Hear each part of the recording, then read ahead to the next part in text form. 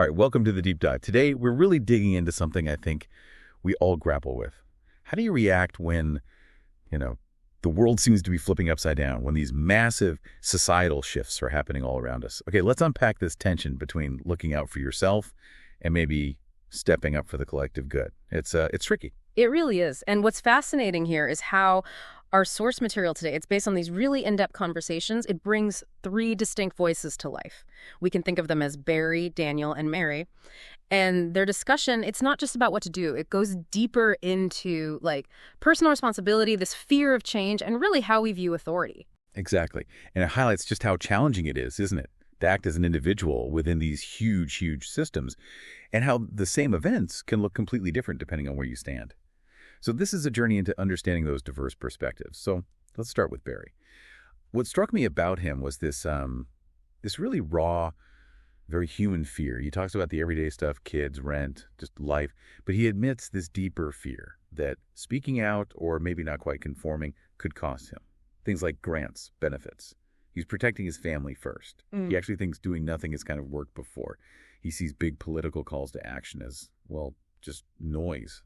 And his biggest worry, that his kids might lose out on chances for stable jobs, like nurse, teacher, guard. And that's a really crucial point. Barry's choices, they aren't necessarily about apathy. It's more a pragmatic risk assessment, isn't it? Self-preservation comes first. He sees collective action as just too risky for his family's immediate well-being.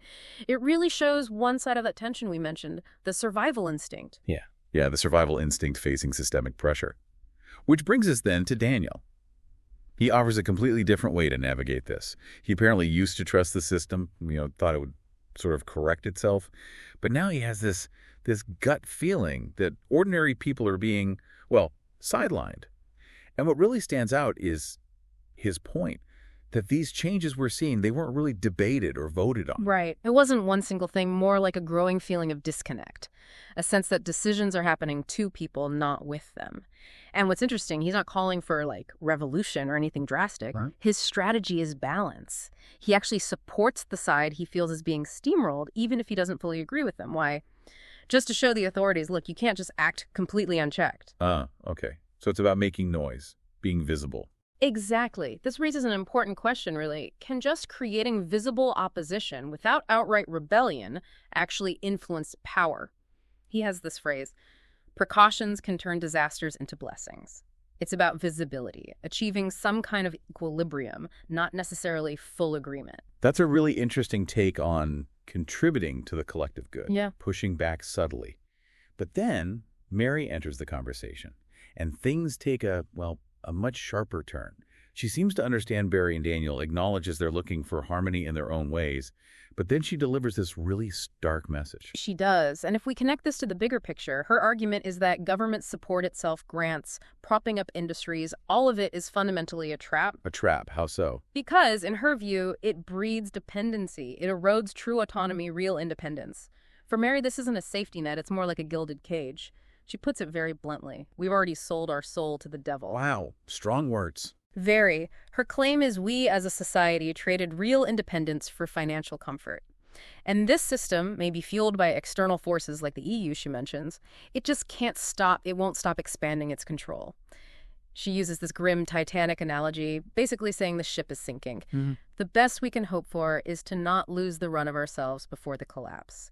Meaning, don't descend into total chaos before the breakdown she sees as inevitable. That's incredibly fatalistic, almost hopeless. Yeah. Does she offer any way out at all?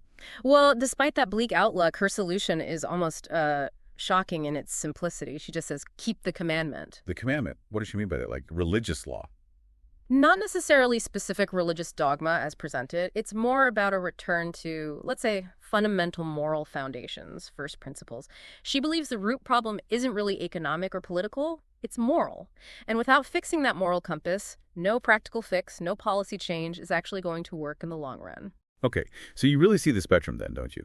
Barry's focused on just personal safety, quiet survival. Daniel's trying to find ways to counter the imbalance from within the system. And Mary sees the whole system as corrupted at its core, needing this complete moral reset. Exactly. And what this deep dive really gets at is that the path people choose, it isn't just about practicalities.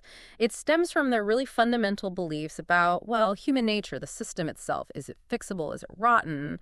Or just something you navigate for survival? It forces you, the listener, to ask, how do you protect your own family while still feeling some pull, some responsibility to act for a greater good? And what does action even mean when the system feels so overwhelmingly powerful? So here's maybe the takeaway for you to think about. Consider Daniel's idea that balancing pressure, even subtle pushback, might actually change outcomes, can it? And contrast that sharply with Mary's view. The collapse is basically baked in unless we go back to first principles, unless we have that moral refoundation. Yeah, it leaves us with that really tough question, doesn't it? When do you decide to stand firm and push back, really resist? And when do you just, well, brace for impact?